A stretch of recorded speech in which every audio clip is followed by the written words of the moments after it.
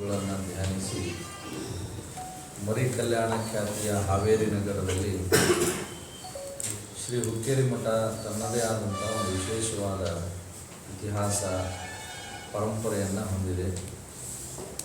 ಹುಕ್ಕೇರಿ ಮಠಕ್ಕೆ ಘನತೆ ಗೌರವಗಳನ್ನು ಹೆಚ್ಚಿಸುವೊಂದಿಗೆ ಶ್ರೀಮಠದ ವ್ಯಾಪ್ತಿಯನ್ನು ವಿಶಾಲ ಕರ್ನಾಟಕಕ್ಕೆ ಪಸರಿಸಿದವರು ಮಹಾ ತಪಸ್ವಿಗಳು ಸೂರ್ಯರು ಆದ ಶಿವಬಸವ ಮಹಾಸ್ವಾಮಿಗಳು. ತಮ್ಮ ತಪಶುದ್ಧಿ ಮತ್ತು ವಾಕ್ಶುದ್ಧಿಯ ಮೂಲಕ ಭಕ್ತ ಬಂಧುಗಳ ಭವರೋಗವನ್ನು ಕಳೆಯುವಂತಹ ವಿಶೇಷ ಶಕ್ತಿಯನ್ನು ಗಳಿಸಿದರು. ಶ್ರೀ ಶಿವಯೋಗ ಮಂದಿರ ಸಂಸ್ಥೆಯ ಸಂಸ್ಥಾಪಕ ಅಧ್ಯಕ್ಷರಾಗಿದ್ದುಕೊಂಡು ಶಿವಯೋಗ ಮಂದಿರದ ತಾಯಿಯಾಗಿ ಮಠಾಧಿಪತಿಗಳಿಗೆ ಮಾರ್ಗದರ್ಶನ ಮಾಡಿದಂಥವರು. ಅದೇ ರೀತಿಯಾಗಿ ಆಲಕ್ಕಿ ಕಂಪಿನ ಮರಿ ಕಲ್ಯಾಣ ಖ್ಯಾತಿಯ ಹಾವೇರಿ ನಗರದ ಹುಕ್ಕೇರಿ ಮಠದ ಅಧಿಪತಿಗಳಾಗಿಯೂ ಕೂಡ ಈ ಭಾಗದಲ್ಲಿ ಜನಜಾಗೃತಿಯನ್ನು ಮತ್ತು ಜನರಿಗೆ ಧರ್ಮೋಪದೇಶವನ್ನು ನೆರವೇರಿಸುವುದರೊಂದಿಗೆ ಭಕ್ತರಿಗೆ ಹೊಂದಿರುವ ಕಷ್ಟಗಳನ್ನು ದೂರ ಮಾಡುವಂಥ ದೊಡ್ಡ ಶಕ್ತಿ ಸಾಮರ್ಥ್ಯವನ್ನು ಹೊಂದಿದರು.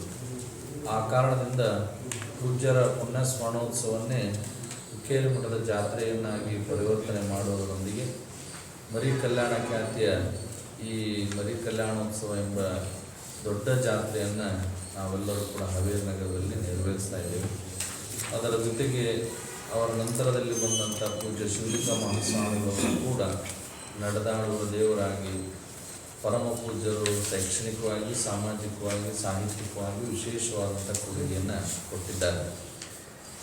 93 ವರ್ಷಗಳ ಸುದೀರ್ಘವಾದಂಥ ತಮ್ಮ ಜೀವನದಲ್ಲಿ ಮಾದನಪುರಿಗೆಯ ಶಿವಲಿಂಗೇಶ್ವರ ಮಠ ಮತ್ತು ಹಾವೇರಿಯ ಶ್ರೀ ಹುಕ್ಕೇರಿ ಮಠದ ಅಧಿಪತಿಗಳಾಗಿ ಕಲ್ಯಾಣ ಕರ್ನಾಟಕ ಮತ್ತು ಮರಿ ಕಲ್ಯಾಣ ಇವೆರಡನ್ನೂ ಕೂಡ ಎರಡು ಕಂಗಳ ಹಾಗೆ ನೋಡ್ತಾ ಭಕ್ತರನ್ನು ಉದ್ಧರಿಸಿರುವಂಥವು.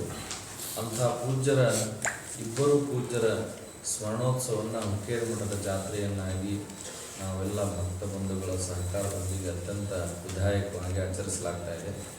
ಜಾತ್ರೆ ಅಂದರೆ ಕೇವಲ ಜನರು ಬರೋದು ಹೋಗೋದು ಪ್ರಸಾದ ವ್ಯವಸ್ಥೆ ಮಾತ್ರ ಸೀಮಿತ ಅಲ್ಲ. ಅದೊಂದು ವೈಚಾರಿಕ ಹಿನ್ನೆಲೆಯಲ್ಲಿ ಜನರಿಗೆ ವಿಧಾಯಕವಾದಂತಹ ಕಾರ್ಯಕ್ರಮಗಳನ್ನು ಮತ್ತು ಜನೋಪಯೋಗಿಯಾದಂಥ ಯೋಜನೆಗಳನ್ನು ಮುಟ್ಟಿಸಬೇಕು ಎಂಬ ಸಂಕಲ್ಪ ನಮ್ಮೆಲ್ಲ ಕಮಿಟಿಯ ಸದಸ್ಯರು ಮತ್ತು ಜಾತ್ರಾ ಮಹೋತ್ಸವ ಸಮಿತಿಯ ಸದಸ್ಯರಾಗಿದೆ.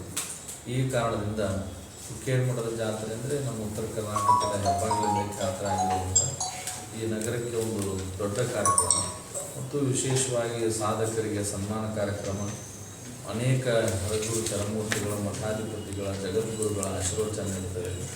ರಾಜ್ಯೋತ್ಸವ ಪ್ರಶಸ್ತಿ ಪುರಸ್ಕೃತರಿಗೆ ಸನ್ಮಾನವೂ ಕೂಡ ನೀಡುತ್ತದೆ ಮತ್ತು ವಿಶೇಷವಾದಂಥ ಅಧಿಕಾರಿ ವರ್ಗದವರನ್ನು ಕರೆಯಿಸಿ ಗೌರವ ಸನ್ಮಾನವನ್ನು ನೆರವೇರಿಸಲಾಗ್ತಾ ಇದೆ.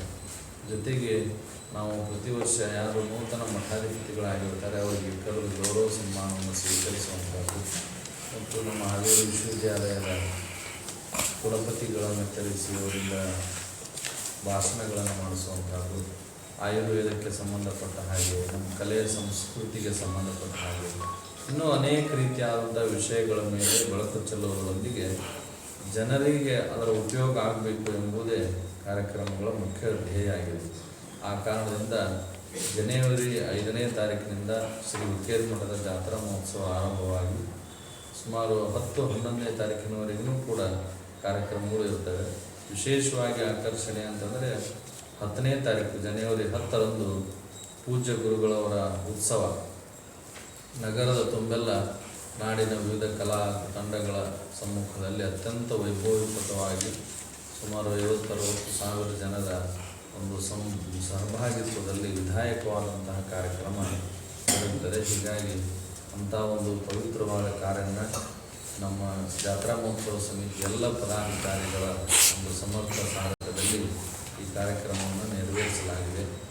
ಆ ಕಾರಣದಿಂದ ತಮ್ಮ ಪತ್ರಿಕಾ ಮಾಧ್ಯಮವನ್ನು ಮತ್ತು ಪತ್ರಿಕೋದ್ಯಮದ ಮೂಲಕ ಜನರಿಗೆ ಮುಟ್ಟಬೇಕು ಮತ್ತು ಸಮೂಹ ಮಾಧ್ಯಮದ ಮೂಲಕ ಜನರಿಗೆ ಮುಟ್ಟಬೇಕು ಎನ್ನುವ ಸದಾಶಯದ ಸಂಕಲ್ಪದೊಂದಿಗೆ ಈ ಒಂದು ಪತ್ರಿಕಾಗೋಷ್ಠಿಯನ್ನು ಕರೆಯಲಾಗಿದೆ. ನಮ್ಮ ಕಾರ್ಯಕ್ರಮಗಳ ಎಲ್ಲ ವಿವರಗಳನ್ನು ತಾವು ನಿತ್ಯ ಪ್ರತ್ಯೇಕಿಸುವಂಥ ವಿಚಾರದೊಂದಿಗೆ ನಮ್ಮ 4 ಮಾತುಗಳಿಗೆ ವಿರಾಮವನ್ನು ನೀಡ್ತಾರೆ.